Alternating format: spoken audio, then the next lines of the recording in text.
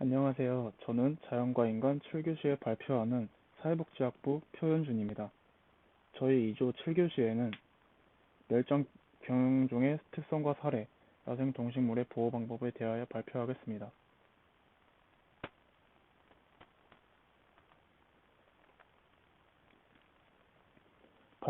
발표 구성으로는 첫째, 멸종 경영종의 특성에 대하여 발표하고, 둘째로는 멸종 경영종의 야생동물 사례와 보건 사업에 대하여 설명하겠습니다. 마지막으로는 야생동식물의 보호 방법과 보호를 위한 사례에 대해 소개하고 발표를 마치도록 하겠습니다.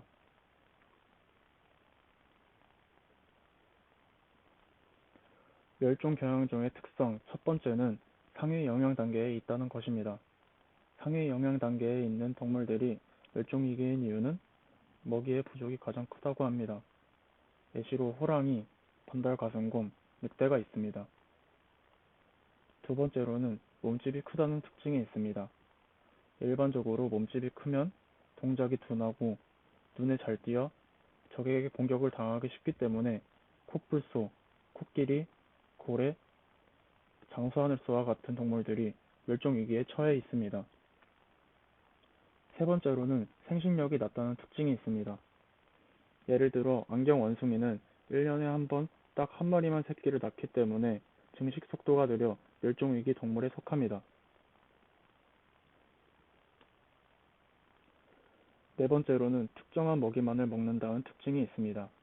어떤 동물은 먹이가 다양하지 않고 한 가지 또는 몇 가지의 먹이만을 먹기 때문에 먹이가 한정되어 멸종되는 경우가 있습니다. 예를 들어 상아빛 주둥이 딱따구리는 죽은 지 얼마 되지 않은 고사목에 서식하는 딱정벌레의 애벌레만을 먹습니다. 다섯 번째로는 특수한 습성을 나타낸다는 특징이 있습니다.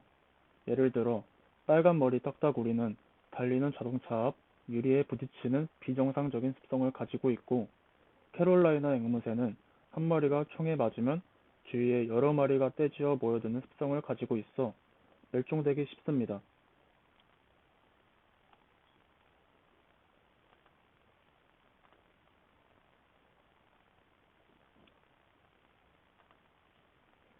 여섯 번째로는 회색곰, 빨간 늑대 등 어떤 동물은 사람의 인기척이나 존재를 견디지 못하는 습성이 있어서 도시화가 진행되고 개발이 확대되면 서식지가 줄어들기 때문에 멸종 속도가 빨라지게 됩니다. 일곱 번째로는 가축이나 사람을 잡아먹는다는 특징이 있습니다. 순늑대와 아우르는 가축을 잡아먹거나 사람을 공격하여 위해를 가하는 동물과 잘못된 정보로 의해 이와 같은 동물로 오인되기도 하여 사람들에 의해 포획되거나 사살됨으로써 멸종되는 경우가 있습니다.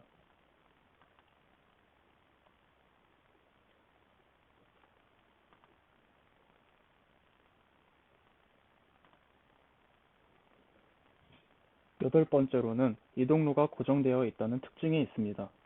철새와 같이 이동로가 고정되어 있는 동물은 적으로부터 공격당하기 쉽기 때문에 멸종될 가능성이 더 커지기도 합니다. 아홉 번째로는 모피나 깃털, 고기가 상당히 비싸다는 특징이 있습니다. 이러한 경우에는 밀렵의 대상이 되기 쉬워 멸종 경향종으로 되기 쉽습니다. 치타, 벵갈 호랑이는 가죽이 비싸게 거래되어 현재 멸종 위기에 처해 있습니다. 열 번째로는 한 지역에서만 발견된다는 특징이 있습니다. 한 지역에서만 발견되는 동물의 경우 번식이나 발견이 어렵기 때문에 코끼리, 물개와 같은 동물은 멸종되어 가고 있습니다. 지금까지 총 10가지의 멸종 경향종의 특징을 발표하였습니다. 다음으로 멸종 위기에 처해 있는 야생동물 보건 사업에 대하여 발표하도록 하겠습니다. 먼저 우리에게 익숙한 동물인 지리산 반달가슴곰 보건 사업에 대하여 소개시켜드리겠습니다. 반달가슴곰은 1982년 11월 천연기념물 제329호로 지정되었고 2012년 7월부터 멸종위기 야생동물 1급으로 지정되어 보호하고 있습니다. 반달가슴곰은 과거 50년 전까지만 해도 안정된 개체군을 유지하고 있었으나 서식지 파괴, 보신문화, 밀렵 등으로 거의 멸종되어 가고 있었습니다. 그러나 2000년대 초반부터 시작된 복원사업은 많은 시행착오를 거치며 방사된 곰들이 자체적으로 증가하였고, 현재는 풀어놓은 반달가슴곰이 예상보다 빨리 늘어나면서 지리산 일대 서식지가 포화되고 있는 상태입니다. 다음으로는 월악산 사냥 복원 사업에 대하여 소개시켜 드리겠습니다.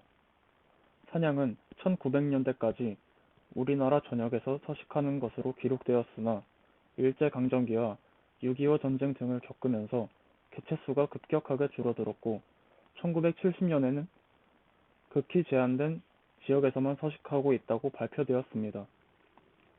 월악산 국립공원에서는 1980년대 초반까지 야생 사냥이 서식한 것으로 알려져 왔으나 그 후 서식 흔적이 발견되지 않아 6마리를 방사하고 99년부터 자연적 교배를 통해 약 10개체가 서식하고 있는 것으로 확인되었습니다.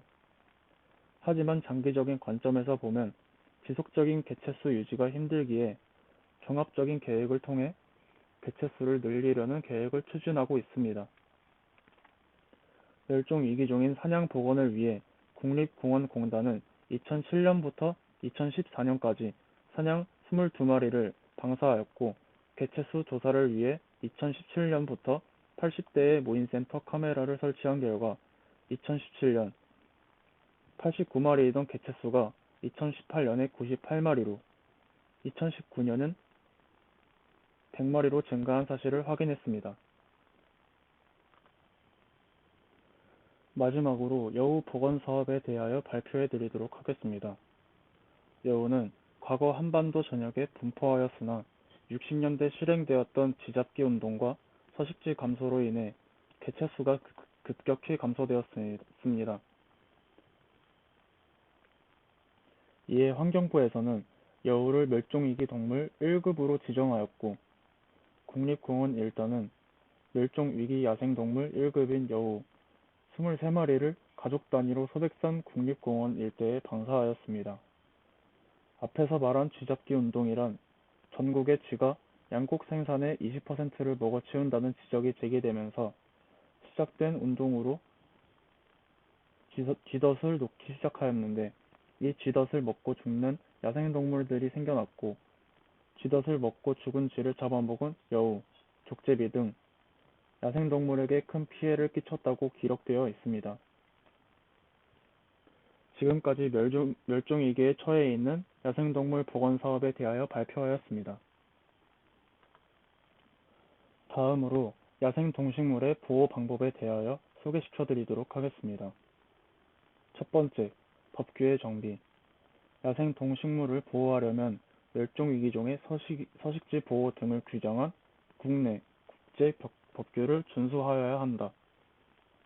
두 번째, 독특한 생태계의 보존. 이 방법은 개개의 종을 보호 대상으로 하여 보존하는 것이 아니라 멸종위기종을 포함하고 있는 대표적인 생태계별로 보존하는 것으로, 개별적인 종의 보호 방식으로는 현재 가속화되고 있는 서식지의 파괴에 대처할 수 없기 때문에 고안된 것이다. 생태계별 보존이란 통상 인간의 활동으로부터 격리된 곳에 보호구역을 설정하여 관리하는 것이다. 개별적인 종 관리보다 집단 관리이므로 보존 비용이 낮아진다. 야생동식물에 대한 연구 기회를 증진시킬 수 있다는 장점이 있다. 세 번째, 유전자 은행, 동식물원, 수족 간의 이용. 유전자 은행은 멸종위기종의 정자나 종자, 조직을 보존하여 필요한 시기에 증식시키는 것으로서 통장 농작물 종의 보존에 이용된다. 장점, 멸종위기 종을 확실하게 보존할 수 있다. 단점, 많은 종의 보관이 어렵고 관리 과정에서 사고나 실수로 손과의 위험이 높으며, 보존증은 자연 상태의 야생종처럼 진화하여 유전적 다양성을 획득할 가능성이 낮다. 동식물원 및 수족관을 이용하면 장점, 멸종위기의 동식물을 한정된 장소에서 보존하여 이를 번식시켜 방사할 수 있다. 단점, 고가의 비용이 요구되고 자가 교배 증식을 위해서는 최소 100개에서 150개의 개체가 소요되는데 동물원 측은 개체 수보다 다양한 종을 보유하려고 한다는 점에 단점이 있다. 네 번째, 적정한 관리. 적정한 관리란 야생동식물 종의 개체수를 적정히 관리해 줌으로써 매년 수확할 수 있는 적정 규모의 동식물 종을 유지시키는 방법이다. 사냥 제어에 의한 개체군 조절.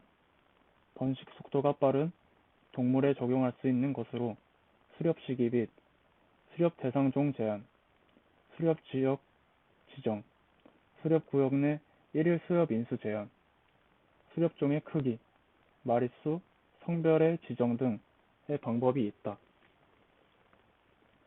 서식지의 개조 및 보호.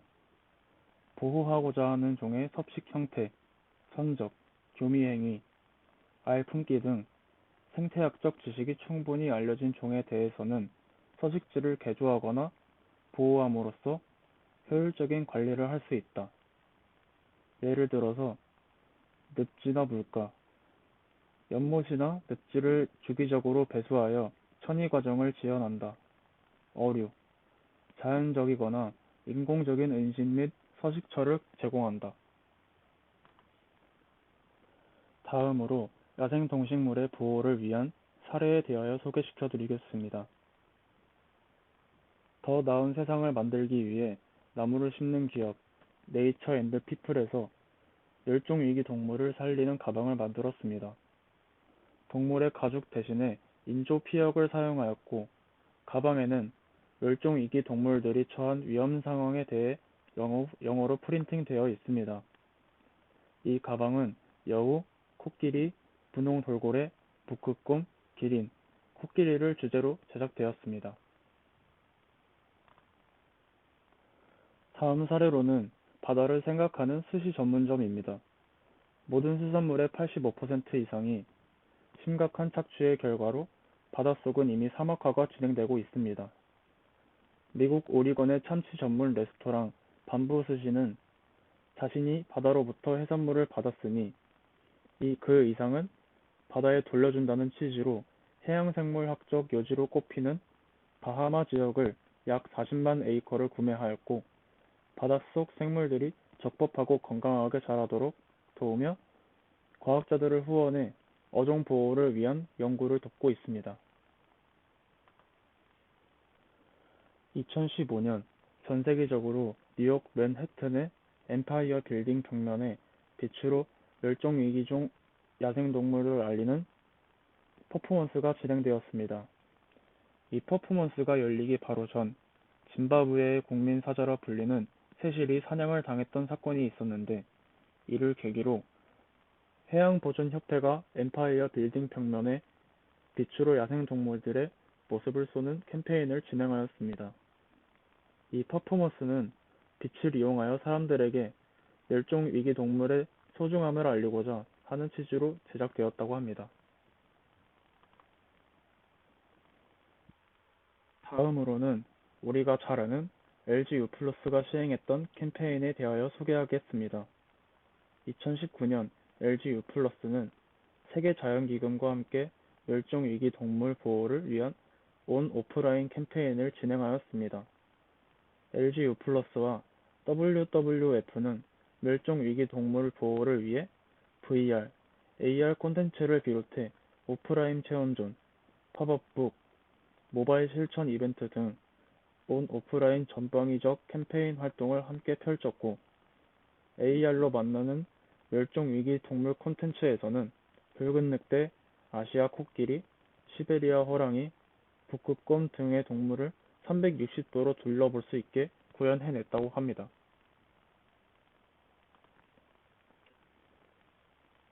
마지막으로 가장 최근 사례인 대전시 보문산에 대한 사례를 말씀드리겠습니다.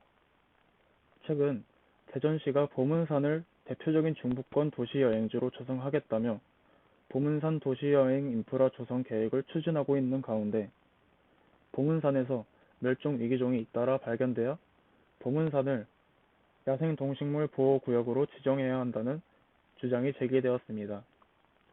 대전 충남 녹색연합에서는 2020년 6월 17일 성명을 통해 대전시는 멸종위기 야생동물이 연이어 발견된 보문산을 야생동물 보호구역으로 지정하라고 촉구하였습니다. 보문산에는 담비, 삭, 황조롱이, 원앙, 수달, 하늘다람쥐 등 다양한 천연기념물과 멸종위기 야생동물들이 서식하고 있어 도시숲으로서의 보문산의 자연생태적 가치가 재평가되어야 한다는 것이 이들의 주장이라고 합니다. 이와 같이 야생동물의 보호를 위해 대전 충남 녹색연합은 적극적으로 나서고 있다고 합니다. 지금까지 야생동식물의 보호를 위한 사례에 대하여 소개시켜드렸습니다. 마지막으로 우리가 자연을 지켜야 하는 이유에 대해서 말씀드리겠습니다. 늑대를 공원에 풀어놓자 자연에는 많은 변화가 일어났습니다. 풀들이 자라기 시작했고 회복된 자연을 중심으로 동물들이 모여들기 시작하면서 생태계의 균형이 바로 잡히기 시작했습니다.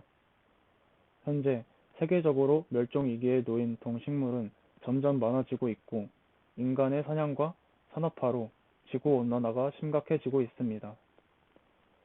늑대를 공원에 풀어놓음으로써 자연이 스스로 변화한 것처럼 인간이 생태계를 변화시키는 것이 아닌 자연이 스스로 건강한 생태계를 만들 수 있도록 더 이상의 생태계 파괴를 막아야 합니다. 이번 시간의 퀴즈입니다. 멸종위기종인 사냥을 어떻게 적정한 관리를 하고 있을까요? 유튜브에 천연기념물을 지켜라 사냥보안관 24시를 시청하시고 문제를 풀어보시기 바랍니다. 이것으로 발표를 마치도록 하겠습니다. 감사합니다.